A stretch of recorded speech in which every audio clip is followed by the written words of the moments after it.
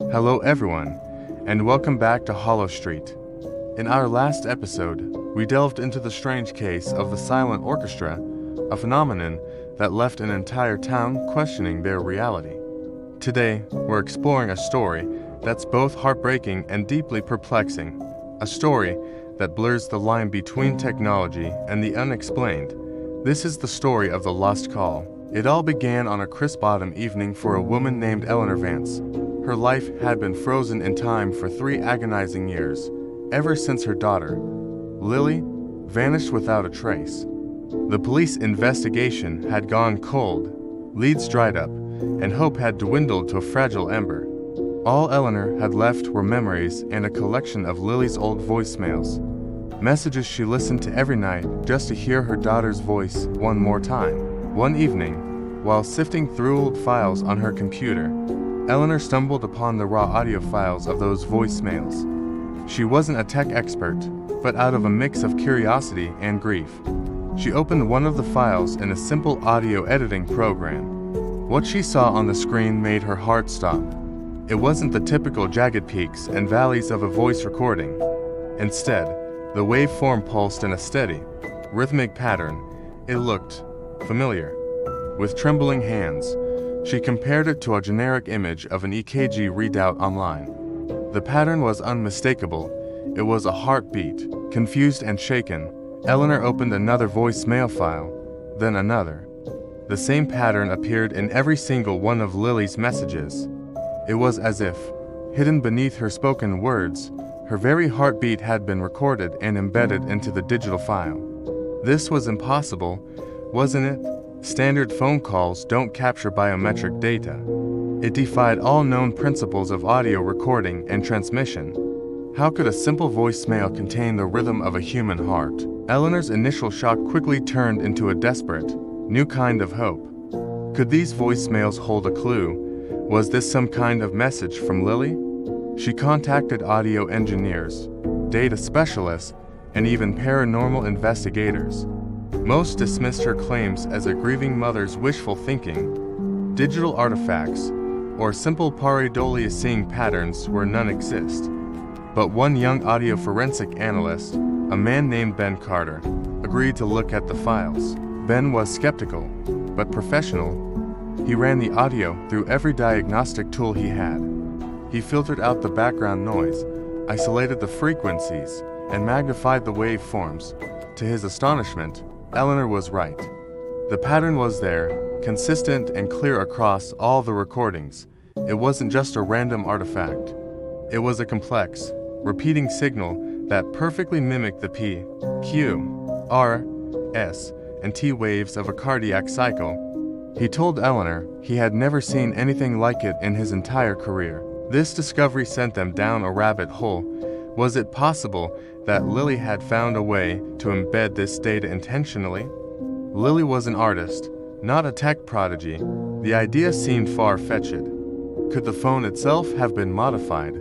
They tracked down the service provider and the phone manufacturer, but found nothing unusual. The model was standard, with no known features capable of such a recording. The mystery only deepened. Driven by this impossible clue, Eleanor and Ben revisited everything about the day Lily disappeared. They reread old case files, re-interviewed friends, and retraced Lily's last known steps.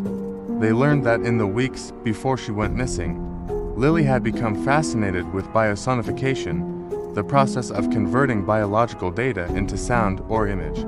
She had been visiting a small, experimental art and science collective downtown known for its work on the intersection of technology and human consciousness. The collective was a quirky, almost secretive group. When Eleanor and Ben visited, they found a workshop filled with strange devices, machines designed to translate brainwaves into music and plant electrical signals into visual patterns. The lead researcher, a brilliant but eccentric woman named Dr. Arise Thorne, initially denied knowing Lily. But when Eleanor played the voicemails and showed her the heartbeat waveforms, Dr. Thorne's composure cracked. She confessed that Lily had been a gifted participant in one of her most secret projects. The project aimed to create a digital soul, a way to embed a person's vital biological essence into a digital signal. The theory was that a person's unique biosignature, their heartbeat, their brainwaves could be encoded into audio or video files as a form of nonverbal communication, a signature of life. Lily had been one of their most successful subjects. The device she had used was a small, discreet prototype that attached to her phone. Dr. Thorne explained that the project was highly experimental and potentially dangerous. The technology was unstable. She had warned Lily to stop, but Lily, ever the artist, was captivated by the idea of leaving an indelible, living mark on the world. This new information recontextualized everything. The voicemails weren't just messages, they were proof of life. They were a series of biosignatures Lily had left behind, a trail of digital breadcrumbs. With this new understanding, Ben reanalyzed the heartbeat patterns. He noticed subtle variations in the rhythm and frequency from one voicemail to the next.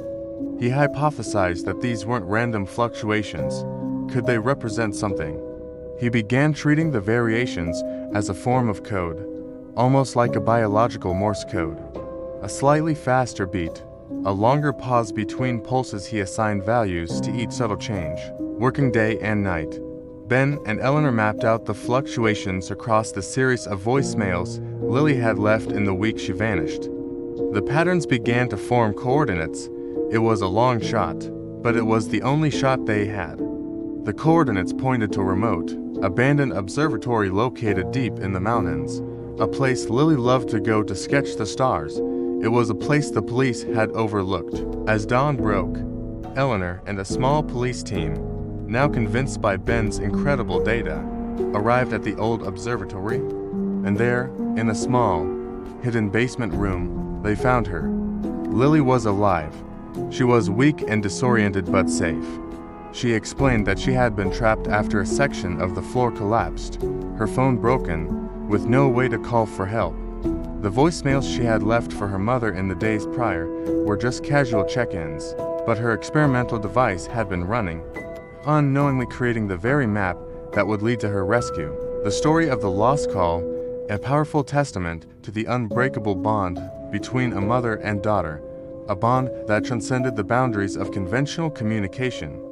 It raises fascinating questions about the nature of data, consciousness, and the hidden information that surrounds us. Can our own biology leave a digital ghost?